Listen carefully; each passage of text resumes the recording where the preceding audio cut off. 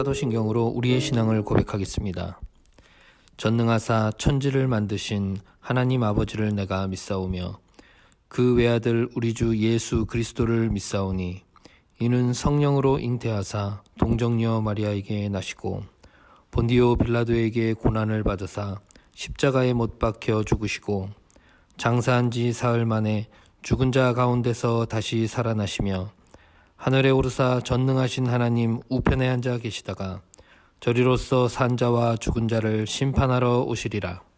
성령을 믿사오며 거룩한 공회와 성도가 서로 교통하는 것과 죄를 사하여 주시는 것과 몸이 다시 사는 것과 영원히 사는 것을 믿사옵나이다. 아멘.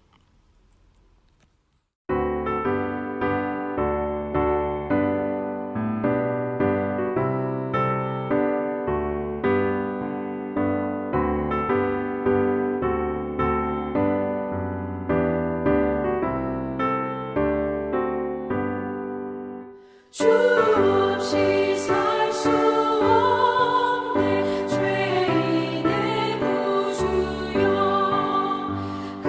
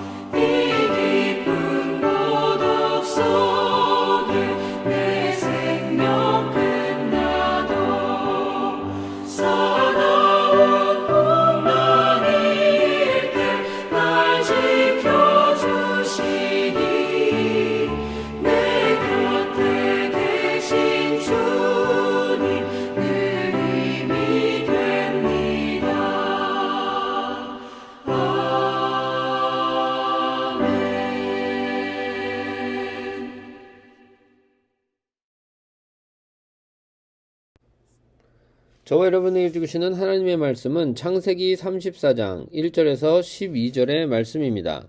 제가 봉독하겠습니다.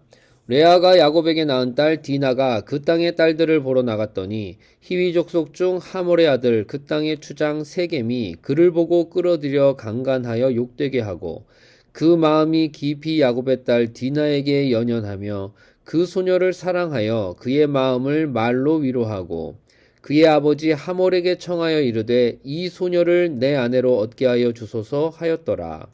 야곱이 그 딸 디나를 그가 더럽혔다 함을 들었으나 자기의 아들들이 들에서 목축함으로 그들이 돌아오기까지 잠잠하였고 세겜의 아버지 하몰은 야곱에게 말하려 왔으며 야곱의 아들들은 들에서 이를 듣고 돌아와서 그들 모두가 근심하고 심히 노하였으니 이는 세겜이 야곱의 딸을 강간하여 이스라엘에게 부끄러운 일 곧 행하지 못할 일을 행하였음이더라.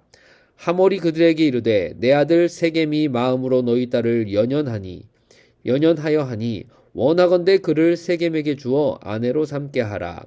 너희가 우리와 통혼하여 너희 딸을 우리에게 주며 우리 딸을 너희가 데려가고 너희가 우리와 함께 거주하되 땅이 너희 앞에 있으니 여기 머물러 매매하며 여기서 기업을 얻으라 하고 세겜도 디나의 아버지와 그의 남자 형제들에게 이르되 나로 너희에게 은혜를 입게 하라. 너희가 내게 말하는 것은 내가 다 주리니 이 소녀만 내게 주어 아내가 되게 하라. 아무리 큰 혼수와 예물을 청할지라도 너희가 내게 말한 대로 주리라. 아멘. 하나님 아버지의 은혜와 위로가 있는 귀한 시간 되시기를 주님의 이름으로 축원합니다. 오늘 본문은 야곱의 외동딸 디나가 히위 족속 세겜에게 강간을 당하는 내용입니다. 1절에 보니까 다나가 세겜 여인을 보러 나갔다가 그 땅의 추장 세겜이 디나를 강간하였습니다.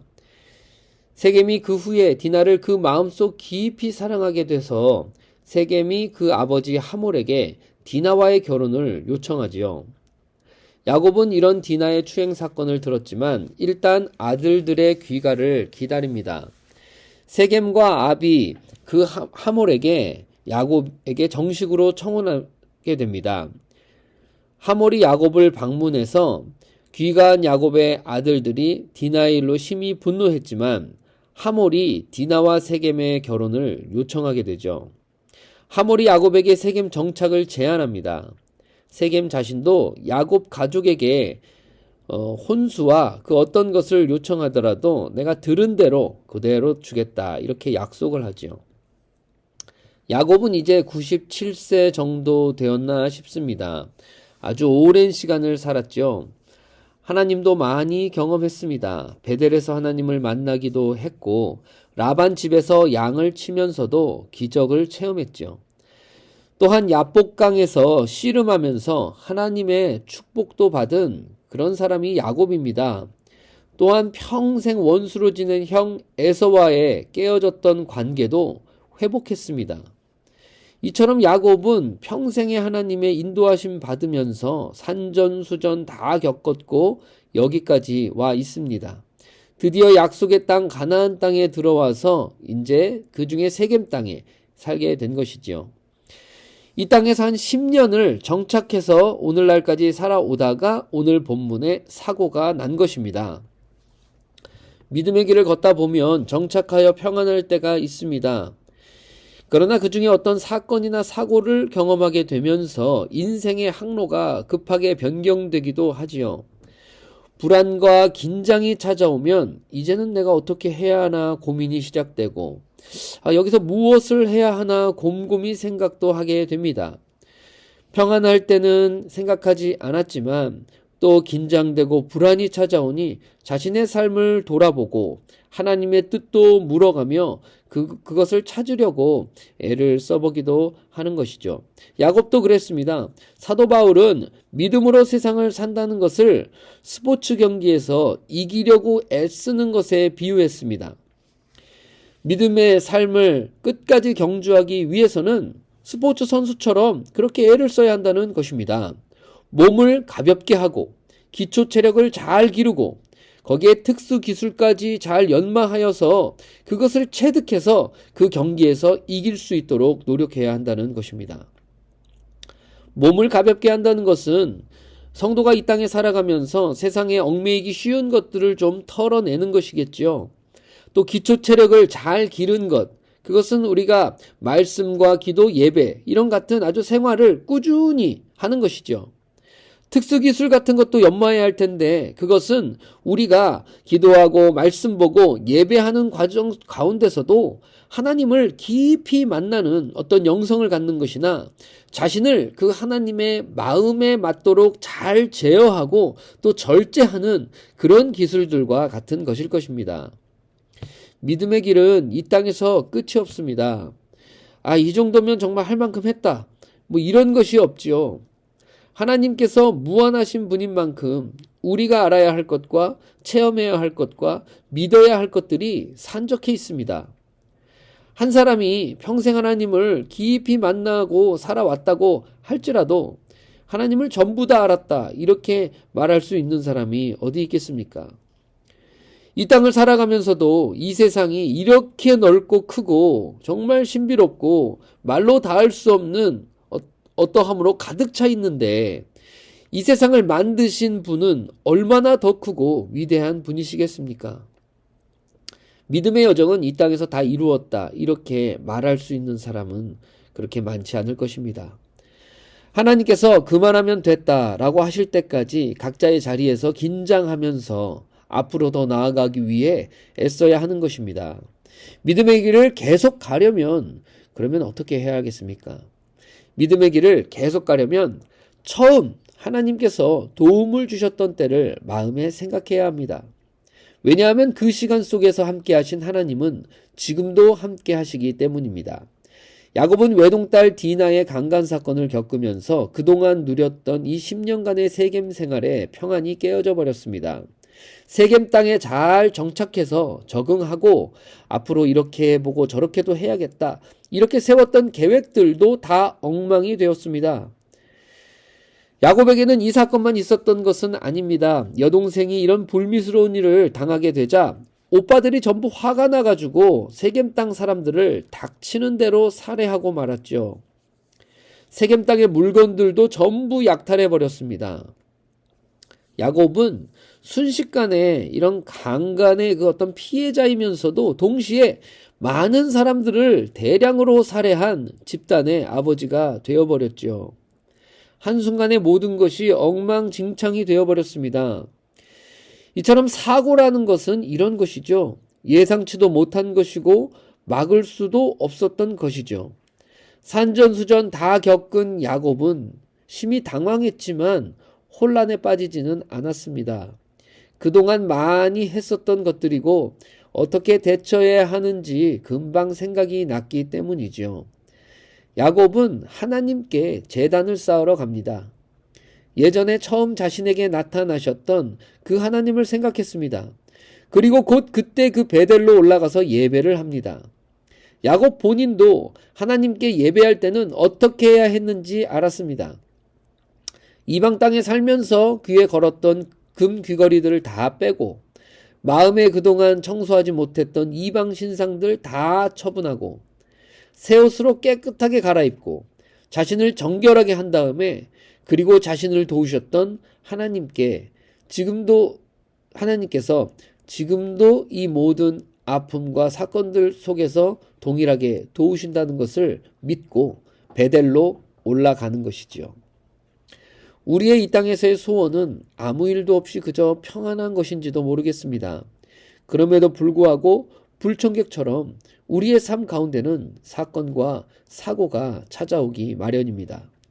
다른 사람에게 일어난 일이라고 한다면 나에게도 일어날 확률이 조금이라도 있는 것이지요. 우리가 보는 TV나 유튜브에는 끊임없는 사건과 사고가 매일같이 새롭게 쏟아져 나오고 있습니다. 디나의 강간 사건이나 형제들의 살해 사건들이 여전히 있는 것이죠. 그 모든 대부분은 남의 일이지만 뜻밖의 사건이나 사고에 노출되는 때도 있는 것입니다. 그럴 때면 정신이 번쩍 나고 내가 무엇을 해야 할지, 어떻게 해야 할지 생각을 합니다. 비로소 지난날의 삶을 돌아보고 청산할 것은 청산하고 하나님 앞에 정결하게 나아가고자 하는 마음을 얻게 되는 것이죠. 그럴 때는 무엇보다 나를 처음 도우셨던 그때를 생각해야 합니다. 내가 이 세상에서 겪는 사건, 사고는 고통과 통증을 나에게 주지만 내가 하나님과 함께했던 지난날의 사건, 사고는 믿음과 간증을 주고 오늘의 이 사건, 사연들을 넘어갈 수 있는 믿음과 힘을 주기 때문입니다. 그렇기 때문에 믿음의 길을 오늘도 계속 가려 한다면 마음을 새롭게 하고 처음 나를 도우셨던 그 하나님을 생각하며 마음을 깨끗하게 청소하고 하나님 앞에 나아가 전심으로 나의 삶을 쏟아놓고 나의 마음을 쏟아놓아야 하는 것이죠. 하나님의 부르심으로 시작된 믿음의 경주, 이것을 끝까지 잘 마칠 수 있는 저와 여러분이 되실 수 있기를 주님의 이름으로 축원합니다. 기도하겠습니다. 거룩하신 하나님 아버지, 우리 각자에게 주어진 믿음의 경주를 완주할 수 있도록 은혜와 능력을 더하여 주시옵소서. 이 땅에서 얽매이기 쉬운 것들을 벗어버리고 하나님께서 주신 믿음과 하나님의 사랑을 날마다 확인해가며 이 땅에서 겪는 여러 사건과 사고들 속에서도 하나님의 신실하심과 전능하신 능력을 의지하여 더 큰 믿음을 향유하는 믿음의 성도가 될 수 있도록 인도하여 주시옵소서. 하나님을 만나는 역사가 우리의 삶에 충만케 하여 주옵소서. 예수님의 이름으로 기도하옵나이다. 아멘. 하늘에 계신 우리 아버지여, 이름이 거룩히 여김을 받으시오며 나라가 임하시오며 뜻이 하늘에서 이루어진 것 같이 땅에서도 이루어지이다. 오늘 우리에게 일용할 양식을 주시옵고 우리가 우리에게 죄 지은 자를 사하여 준 것 같이 우리 죄를 사하여 주시옵고 우리를 시험에 들게 하지 마시옵고 다만 악에서 구하옵소서. 나라와 권세와 영광이 아버지께 영원히 있사옵나이다. 아멘.